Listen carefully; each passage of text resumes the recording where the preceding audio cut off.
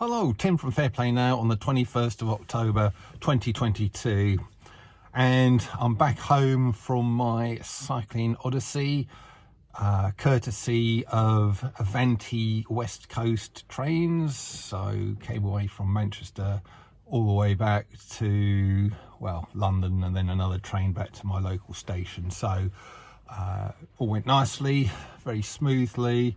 And I believe that lot, Avanti, are going on strike tomorrow, so that was good timing on my part, wasn't it? But anyway, going back to what I said yesterday, I don't know, well, I probably do know why. I'll come on to that in a second. My mind wasn't concentrating properly.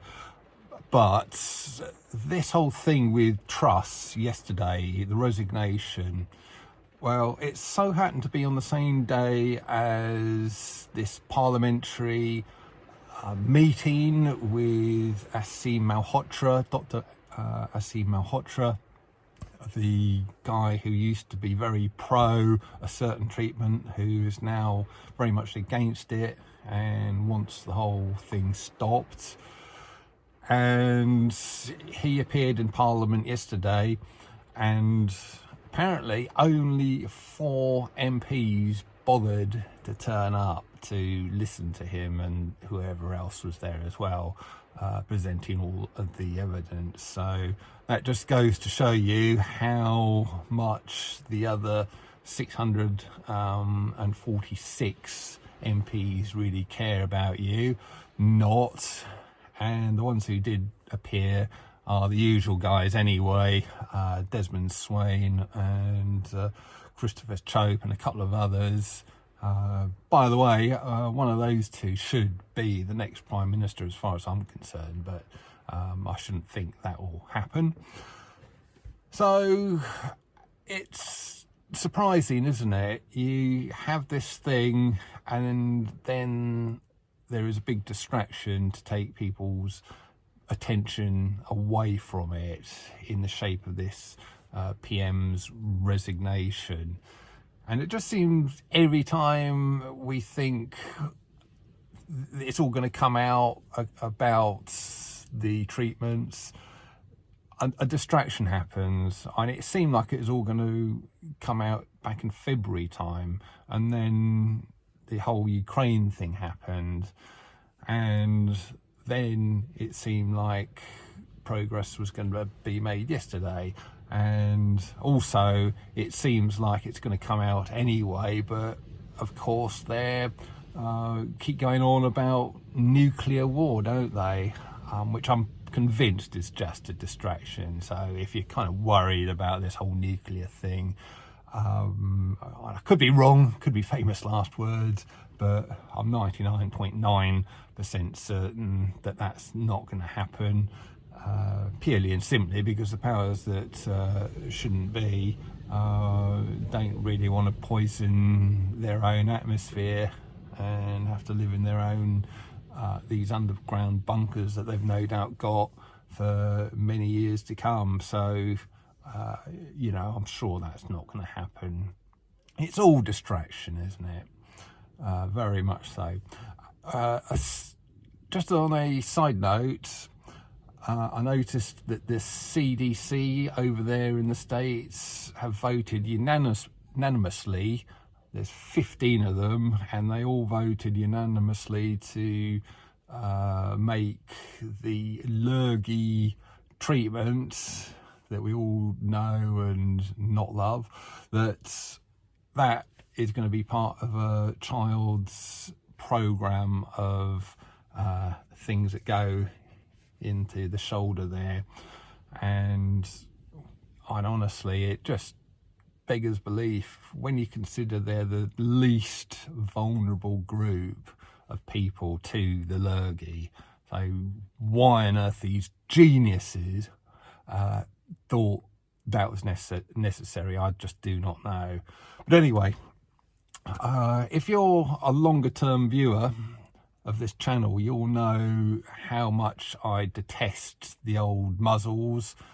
And yeah,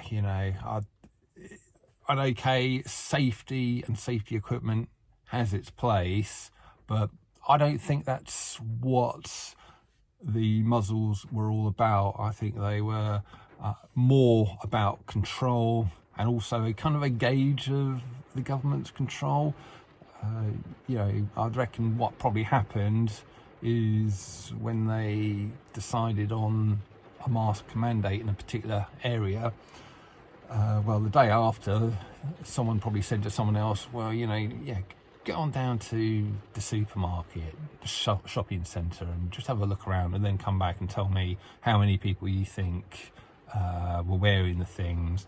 And if they came back and said, which unfortunately they did most of the time, no doubt, and said, it's over 99%, I'd say, just a very odd refused nick, but most of them are muzzled up.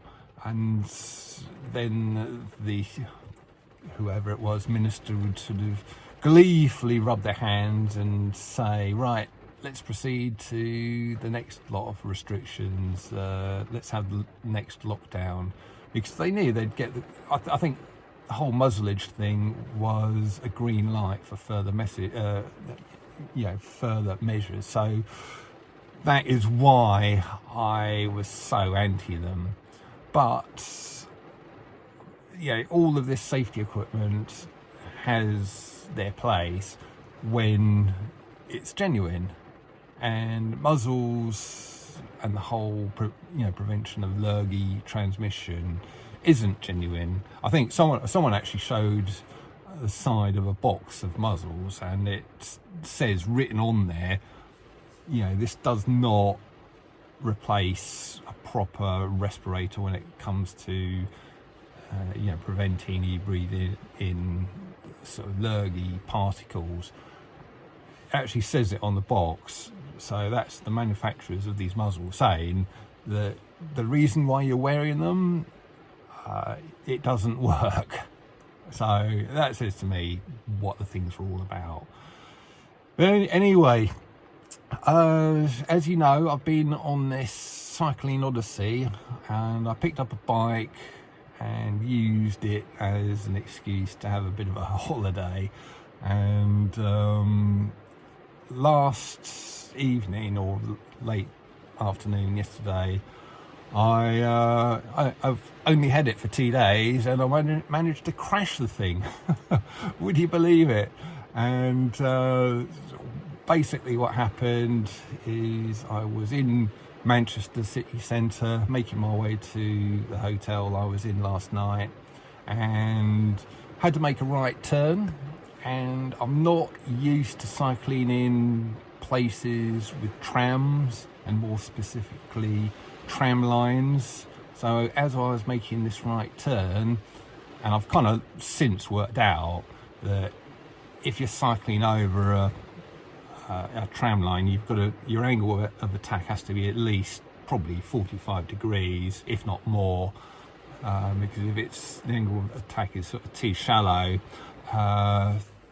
what happens is your front wheel goes down into the little trough bit of the tram line, and because I was turning right, sort of my momentum was sort of throwing me over to the left as the front wheel was no longer steering, and down I went, and went down quite hard onto the ground, slid across the road sort of, a few feet, and then my head went bang, really, really hard hit into the rear wheel, would you believe, of a taxi that was sitting there, stationary on the side of the road. But the reason why I'm probably here talking to you like this still is luckily my head had a cycling helmet on. So, and I think that probably saved me at least from a horrible headache, if not a lot more worse than that. So when it comes to safety equipment and the proper use of safety equipment, when it makes sense, I'm all for it. So it's not like I'm a total idiot with these things, just totally gung-ho. I just don't believe in following orders for the sake of following orders when they don't make sense. But yes, very glad I had that helmet on, and no harm to my head at all. Just got sort of bit of grazed knuckles on my left hand here, and a little bit of a sort of bruise on my right shin, and that's about it. And luckily the bike was pretty much okay. I had my pannier things on, so that probably saved the back of it, and then I've just got a bit of a scratch on the left brake lever and the pedal as well. So very minimal damage to the bike, very minimal damage to me, thank heavens.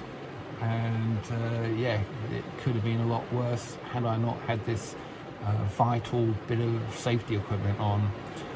So, and I'd only bought that earlier this year, so it's £50 well spent. Very wise investment there. And I doubt he'll be watching this, but the taxi driver whose car I went into with my head, he was so good. He came out, he kind of helped me up, helped sort of pick my bike up, and yeah, he made sure I was okay. He told me to not get immediately back on the bike, to have a rest for at least 5 minutes. And I was looking at his car, you know, because if I'd sort of hit some body work on his car, I'd probably put a dent in it, but because it's right in the centre of the rear wheel, there's no harm done. And I said to him, oh yeah mate, I don't think there's any harm to your car here. And he just said, mate, you know, forget about the car, it's you who we need to be concerned about. So top man. I doubt he'll ever watch this video or my videos, but if you're ever watching to the Manchester taxi driver, thanks for your help, mate. That was really nice of you. So I'll be back tomorrow, and no doubt with some more musings, but I'll leave it there for now. Tim from Fairplay Now, thanks for watching.